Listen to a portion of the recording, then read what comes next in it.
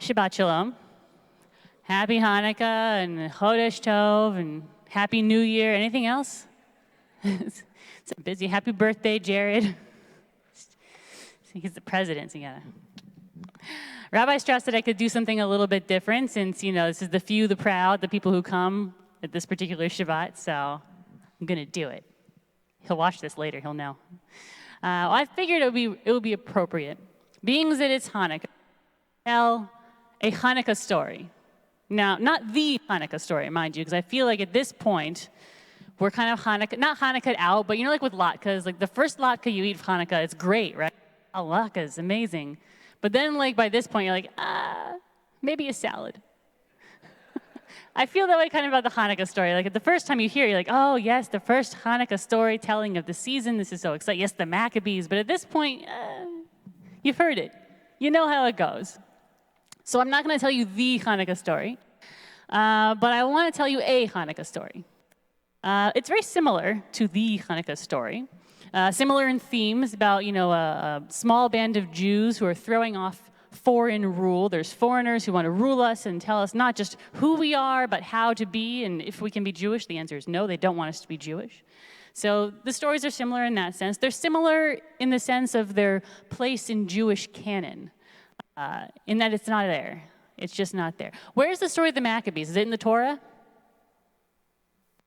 Yeah, all the Hebrew school kids are like, no, they know. They know. Maccabees' story is not in the Torah. It's not in the prophets, books of the prophets, not in the prophets. In the writings, Ketuvim, Cantor says no. Cantor in Training says no. The story of Hanukkah is found nowhere in fact, it's not found anywhere in Jewish canon, though there are a book of Maccabees. In fact, there are two books of Maccabees, one Maccabees and two Maccabees. And it's not in our canon, actually. The Catholics get it. The Protestants don't have it either. But Maccabees is included in the Catholic books, not in the Jewish books. But it's a Jewish story. Obviously, it's the story of Hanukkah.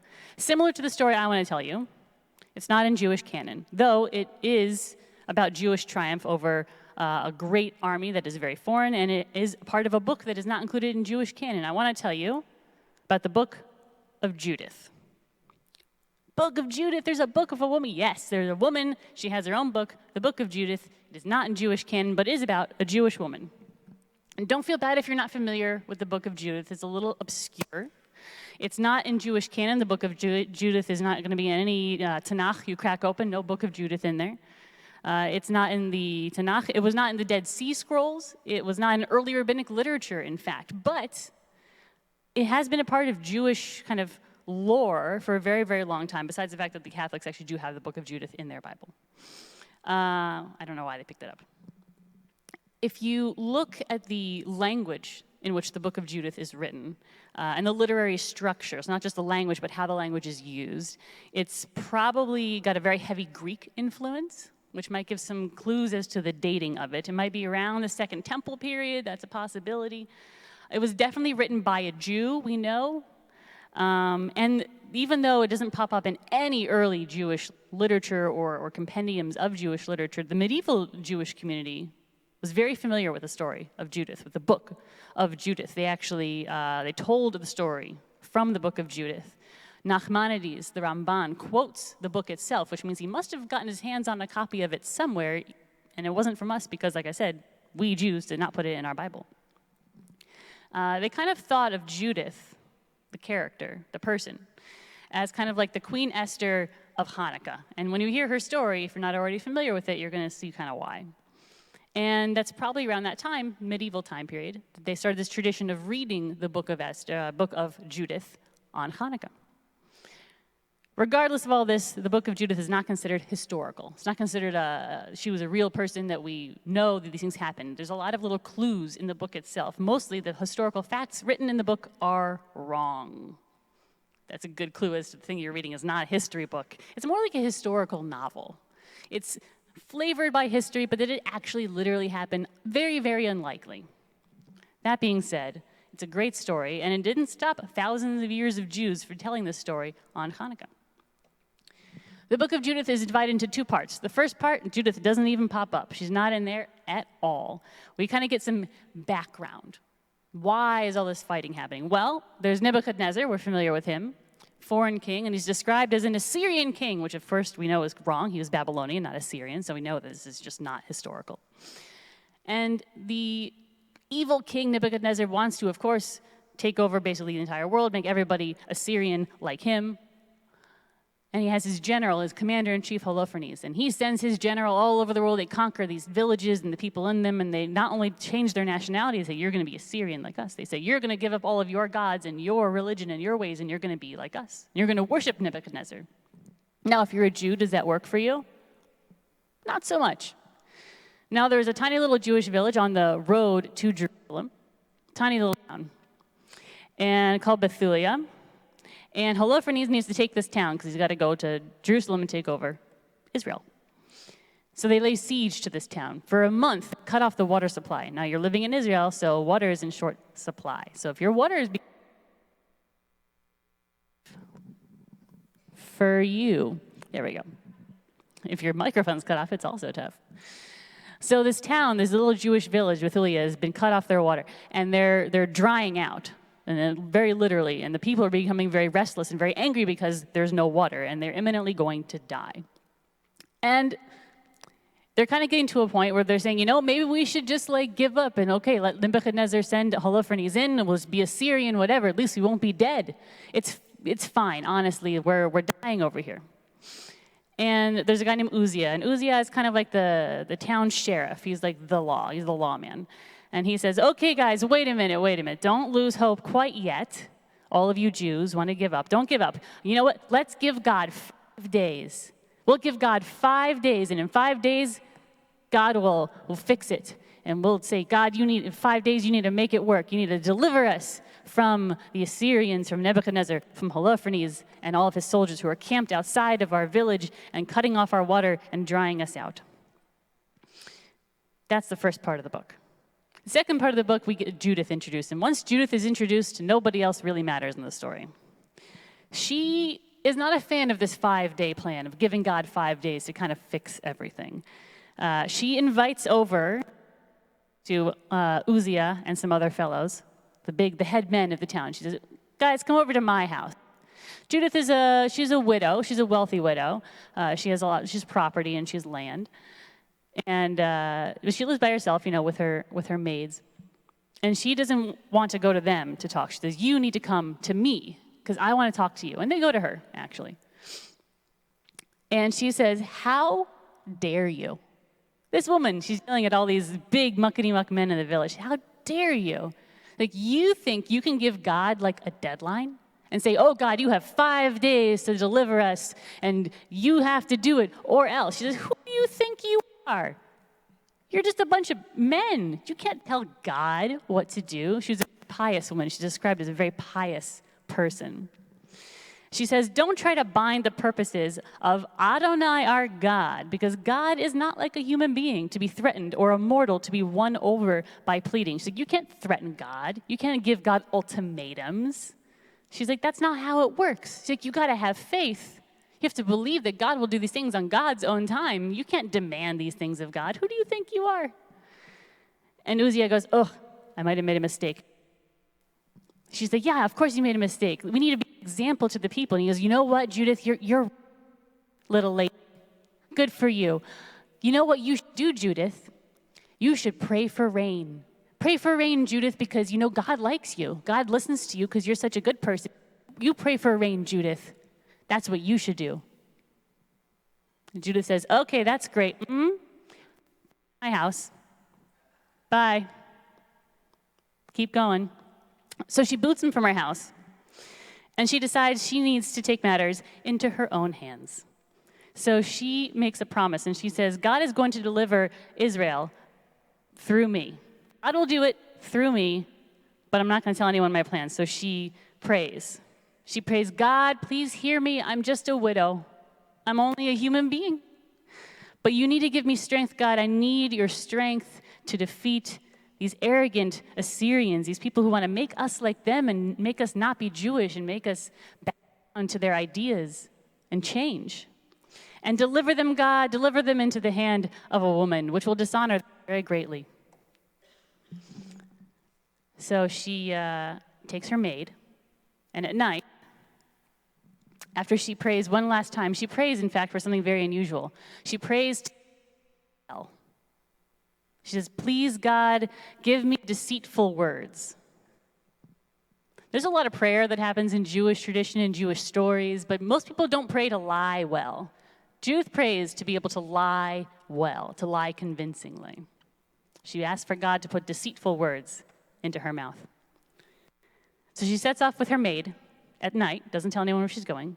She sneaks over to the Assyrian camp where Holofernes, the general, is camped. And she's caught by some Assyrian patrolmen, these around, and they see her, and they, what are you doing, you Hebrew woman? She goes, oh, I'm just a Hebrew woman, and I'm running away from them because they are going to lose. I live in that town over there, the one you want to take over, the one water you, but they're going to lose. I want to join your side because you're just so big and strong and smart and Assyrian and wonderful, and let me go to your the things I know. The town. They think, oh, she thinks we're so wonderful and clever and smart and strong. Of course we'll do this. So they bring her to the general, her and her maid. And she goes, oh, General Holofernes, you are so renowned. You're so big and you're so strong and you're so smart. And I promise I would never lie to you, ever, ever lie to you. And he, of course, believes her. He's very flattered. He says, well, what are you going to do? Like, how are you going to help me? She goes, you know what I'll do? Every night I'll go out and I'll listen to all the things that are going on in the town. I'll tell them I'm praying. I'll listen to everything happening and I'll come back and I'll tell you. And then you'll know all the secrets and you'll go and you'll take over and that village will be yours. And you Assyrians, you'll take over everything. I'm so proud of you. He thinks it's a great deal. And so for 4 nights, this is what happens. But after 4 nights, he starts to get a little bit impatient. He's like, I really would like to kind of get going with this whole me taking over everything, part of the plan. My boss, Nebuchadnezzar, is getting a little impatient. So he sends, I'm going to invite you to a nice big party, a banquet, a feast in my tent. And she goes, oh, I would love to come to a banquet, a feast in your tent. Let me come and bring my maid. So they go to his tent. There's a big feast laid out. And she says, oh, my maid, I brought my own food. It wasn't kosher. She's like, oh, yeah, I brought my own food, so I'm just going to eat this. She probably said, I don't know. I'm gluten-free. I have my own. I'm doing keto, so, I can't. You eat, but that looks great, really. I'm going to eat my food in this bag I brought of my own food. So they have a big feast. And she says, you know what, Holofernes, I brought for you. I brought some delicious cheese. It's so good. Would you like to eat some of this cheese? And he goes, of course I would. And he eats this cheese, and it's very salty. And the more cheese he eats, the thirstier he gets. He goes, oh, no, if you're thirsty, I have some wine. You should drink some of this delicious wine. He goes, well, yeah, that's a fantastic idea. So he eats the cheese, and he gets thirsty, and he drinks the wine. The more wine he drinks, the more cheese he eats, and the more cheese he eats, the more wine he drinks, and this goes and goes and goes. This is, by the way, where we get the tradition of eating cheese on Chanukah, having cheesy dishes. This is where it comes from. The wine, I don't know, I didn't make it over, which is unfortunate. So he's drinking and eating and eating and drinking and drinking and drinking, and he gets pretty shickered. And he passes out, which is what happens when you drink too much wine. So at that point, Judith looks around. It's quiet. She sends her maid out to be a lookout. And she prays to God one last time. She says, please, God, give me strength.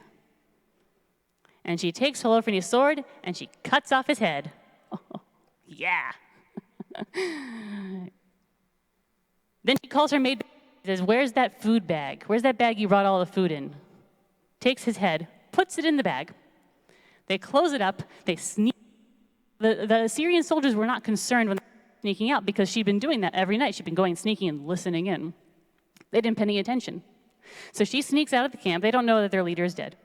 But she doesn't go spy on her own people. She goes out back to the Jewish town, Bethulia.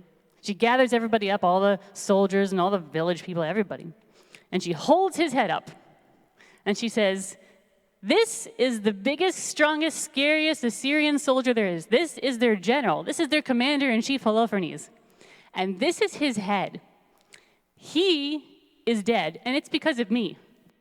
I'm the one who did it. They're just mortals. We're not going to be defeated by a bunch of Assyrian soldiers. I took out the biggest, strongest, scariest one of them. We can do this, you guys. We can take them. Murder the troops. And then she actually starts giving military orders. She actually says, we got to go. We're going to go at daybreak. We're going to attack the Assyrians because they don't even know that their leader is dead. But when they realize that, they're going to be unhappy. And they do. They do what Judith says. The soldiers, the Jewish camp, they attack the Assyrians, they drive them back, they plunder their camp, they open the waterways, so now they have water again in their village. And the Jews lead a procession to Jerusalem, singing and dancing, and of course Judith is in the front leading the singing. And after all this is said and done, the Jews are saved, a small band of Jews saving all the other Jews and defeating a much bigger Assyrian foreign army. Judith do? She goes back home. She goes back to her estate. And it's interesting, the story tells us, the book of Judith, that many men desired to marry her, but she didn't marry any of them because she was only in love with her husband ever, and he had died, and she was like, no, I'm done. I don't need any other husbands. So she lived out her days on her estate. She freed her maidservant and made her in charge of all of her property, all of her land. And at the end of her days, she divided up her property and distributed it among the people, which kind of is a clue to us that she didn't have any children, because if she had children, her children would have been inherited from her. So who is this Judith? In a way, she's a very conventional Jewish heroine or hero. She's very traditional. She prays. She's very pious. She prays to God. She's a very faithful person. She keeps the laws of food and drink and purity kind of in general. But she's also very unconventional, in the sense that she yelled at a bunch of men, and she was right to do so. She took charge of her own estate. She refused to marry. Not just that she couldn't get married. She refused to marry. She didn't want to. And she didn't have any children. But despite her being so unconventional, the book of Judith ends by telling us that no one ever again spread terror among the Israelites during the lifetime of Judith, or for a long time after her death. She put the fear of God into people, and they left us alone for a long time after that. So that's the book of Judith, which is traditionally read in some form or another on the holiday of Chanukah, which we are in currently. And I do think it is a Hanukkah story. It's the triumph of the few over the many, is the triumph of piousness and faith over being forced to be somebody else's religion. And it's being an underdog and finding strength in yourself and strength in your God, and knowing that everything will work out as long as you put in the work. And I think that's a good Hanukkah story, and I think it's a good story for life. And it might not be a part of Jewish canon, it's not, but it's still a very Jewish story. And I think if we can have the story of the Maccabees be a part of our story, we can have the book of Judith as well. And now it is yours to go pass on to all of your friends, hopefully over some wine and cheese, which I think Judith would have appreciated. Shabbat Shalom.